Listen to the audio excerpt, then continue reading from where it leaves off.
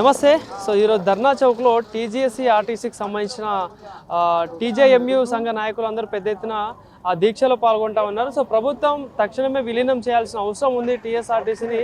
So వాళ్ళు చెప్పిన హామీ ప్రకారం అయితే చేయాల్సిన అవసరం ఉందని చెప్పేసి ఈరోజు చేస్తూ ఉన్నారు. సో మరి దీనికి సంబంధించి మాట్లాడదాం అన్నతోటి రాజిరెడ్డి గారు మనతో పాటు ఉన్నారు. అన్న నమస్తేనే. చేయండి, మొన్న ప్రభుత్వం విలీనం చేస్తాను మీతో చర్చలు జరిపింది, సంప్రదింపులు జరిపింది. సో మళ్ళీ ఎందుకు దీక్షలు చేయాల్సిన అవసరం వచ్చింది ఆర్టీసీ కార్మికులు అంటే ఏం చెప్తారు? కేసీఆర్ ప్రభుత్వం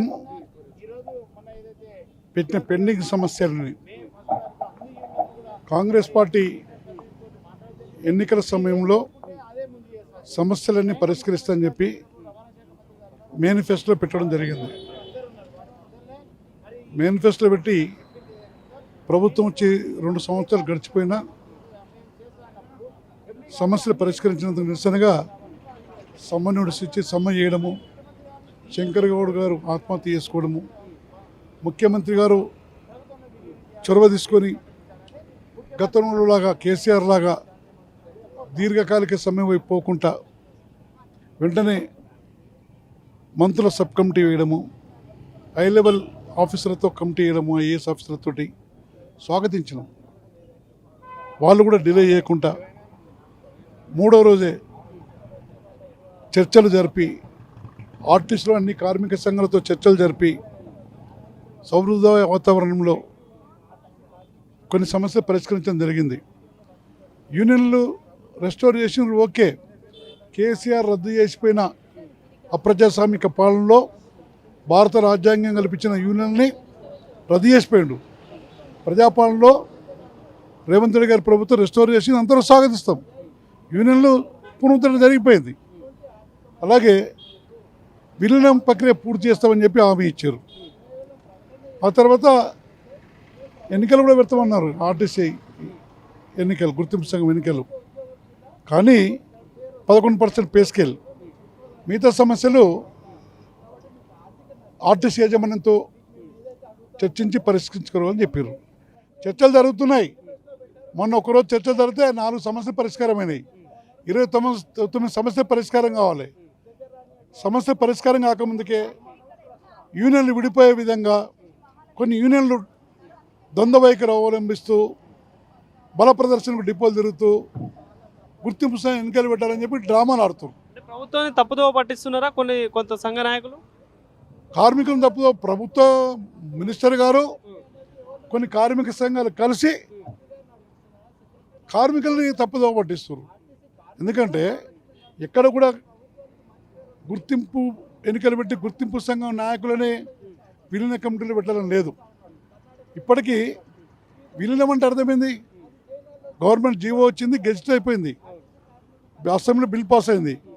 ఆ గెజిట్లో ఏముందంటే అపాయింటెడ్ డే ప్రకటిస్తూ జీవో ఇవ్వాలి. ఈ రాత్రి అనుకోని తెల్లారితో ముఖ్యమంత్రి రేపటి నుంచి అపాయింటెడ్ డే అంటే విలీనం అయిపోయినట్టే. విలీన కమిటీ అంటే అర్థమైంది, విధి విధానాలు. ప్రభుత్వ ఉద్యోగులకు వేరే ఉంటాయి విధి విధానాలు, ఉద్యోగ పరిస్థితులు, ఆర్టిస్టులకు వేరే ఉన్నాయి.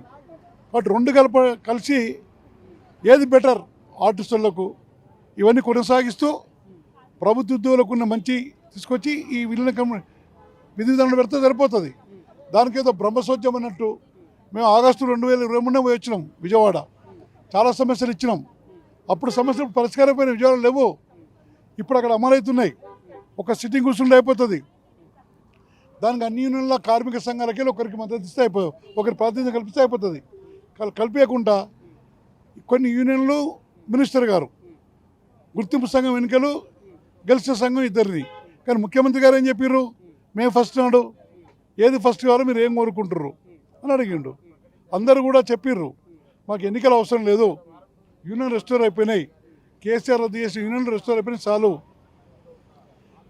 మాకు ఫస్ట్ విలీనం కావాలి, అపాయింటెడ్ కావాలని చెప్పి అన్ని యూనియన్లు ముక్తకంఠంతో రాసిచ్చారు. ముఖ్యమంత్రి గారు చొరవ తీసుకొని చెప్పాలి. యాజమాన్యం రిపోర్ట్ పంపించింది. ముఖ్యమంత్రి గారు వారి నివాసంలో ఏం హామీ ఇచ్చిండు, కార్మిక సంఘాలు ఏం కోరుకుర్రు, ఏం ప్రకటిస్తున్నారో ముఖ్యమంత్రి గారు చెప్పాలి. కానీ ముఖ్యమంత్రి గారు చెప్పకుండానే కార్మికులను గందరగోళపరుస్తూ పొన్నం ప్రభాకర్ గారి మధ్య ముందే ఎన్నికలు పెట్టాలని ప్రతిపాదన చేస్తుండు. బట్టి గారు మాట్లాడింది ఉంది. బట్టి గారు ముందు ఎన్నికలని ఎక్కడ పెట్టలే. యూనియన్లు అడిగిన ఎన్నికలు పెట్టాలని పెడతామని అంతే. కానీ లింక్ ఇప్పుడు కొన్ని యూనియన్లు పొన్నం గారు కలిసి ఎన్నికలు అనే అంశాన్ని ముందుకు తెస్తున్నారు. ఎన్నికలు పెట్టడానికి మాకు అభ్యంతరం లేదు. ఎన్నికల ప్రాసెస్ చాలా జాప్యం జరగవచ్చు. జెడ్పీటీసీ ఎలక్షన్ రావచ్చు, ఎంపీటీసీ ఎలక్షన్ రావచ్చు, జిహెచ్ఎంసీ ఎలక్షన్ కావచ్చు, జాప్యం జరగవచ్చు. ఎన్నికలు పెట్టండి, అపాయింట్ డే ప్రకటించరాదు. అపాయింటెడ్ డే ప్రకటించు, రాత్రి వచ్చు. పలానా రోజుకెళ్ళి అపాయింట్ డే ప్రకటిస్తున్నాం, ఆర్టిస్ట్ కార్మికులు ప్రభుత్వ ద్వారా గుర్తిస్తున్నాం. అపాయింట్ డే విలీనం అయిపోయినట్టే. విలీన ప్రక్రియ స్టార్టే కాలేదంటారు. ఇంకా మంత్రి గారు ఏం చెప్తారు?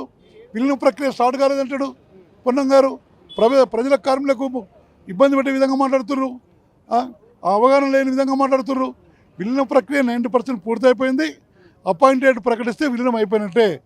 విధి విధాన ప్రక్రియ ఉంటుంది. విధి విధాన ప్రక్రియలో అన్ని కార్మిక సంఘాలను చేర్చి ఇప్పుడు శ్రీకృష్ణ కమిటీ తెలంగాణ గురించి చేసింది. అందరూ ఉండరుగా. ఏదో గుర్తింపు సంఘం గెలిచిన వాళ్ళు ఇద్దరు, కాంగ్రెస్ వాళ్ళు ఇద్దరు చేసిరు, అది చేయలే కదా. కాబట్టి విధి విధానాల కమిటీలో అన్ని కార్మిక సంఘాలకి ఒక సభ్యుని ఇచ్చి ఒక వారం రోజులు, ఒకరోజు బస్ భవన్లో సెక్రటరీలో కూర్చోవాలి, ఒకరోజు విజయవాడ వేస్తే అన్ని కార్మిక సమస్యలు పరిష్కారం అవుతాయి. ఏ ఇబ్బంది లేకుండా విధి విధానం కూడా పూర్తవుతుంది. కొన్ని సమస్యలు ఉంటాయి. తెలంగాణ విడిపోతేప్పుడు విధి విధానాలు ఖరారైనగానే విడిపోతామనరా. శ్రీకృష్ణ కమిటీ వేసిర్రు, తెలంగాణ విడిపోయింది. అలా సూచించిన అంశాలు ఇంకా చర్చల ద్వారా పరిష్కారం కాలేదు. ఇంకా చర్చించుకుంటూనే ఉన్నాం. ఆస్తులు పరిష్కారమైనయా? కాలేదు. కాబట్టి లెంతీ ప్రాసెస్ ఉంటుంది. చిన్న చిన్న ఇష్యూస్ కొనసాగుతాయి. కానీ అపాయింటెడ్ ప్రకటించాలని మేము కోరుతున్నాం. అంటే ప్రభుత్వం జూన్ 2 రోజు కొన్ని శుభవార్తలు చెప్తా అని చెప్పడం జరిగింది. సో నిజంగా ఇప్పుడు ఈ ఆర్టీసీకి సంబంధించిన దాంట్లో ఏదైతే విలీనం అనే ప్రక్రియకు సంబంధించిన గుడ్ న్యూస్ కావచ్చు, దానికి సంబంధించిన ఎలాంటి ఇన్ఫర్మేషన్ కావచ్చు, వార్త రాకపోతే ఏంటి సార్ నెక్స్ట్ కార్యాచరణ ఎట్లా ఉండబోతే ఏం చెప్పదలుచు, ఏం డిమాండ్ చేస్తాం? అంటే మాకు రేవంత్ రెడ్డి గారి పైన అపార నమ్మకం ఉంది. కాంగ్రెస్ ప్రజాపాలన పైన అపార నమ్మకం ఉంది. రేవంత్ రెడ్డి గారు ఇంటికి పిలిపించి హామీ ఇచ్చిండు, మీరందరూ కోరుకునే విధంగానే ముందుకు పోదని చెప్పి. అన్ని కార్మిక సంఘాలు సమావేశాలు పెట్టుకోరు. మే 1 తర్వాత 8 తారీఖు లోపు ఎండి గారికి లెటర్ రాసి ఇచ్చారు. అందరూ కోరుకునేది కూడా రాతపూర్వకంగా. మనసులో ద్వంద్వ విధానం ఉండొచ్చు, కానీ రాతపూర్వకంగా కమిట్మెంట్ అయింది. విలీన ప్రక్రియ పూర్తి చేయాలి, అపాయింట్ డే ప్రకటించాలని చెప్పి. కాబట్టి రేవంత్ రెడ్డి గారు ఆ విధంగా ప్రకటిస్తారని ఆశాభావం ఉండమని నిన్నాడు 3 రోజుల దాకా.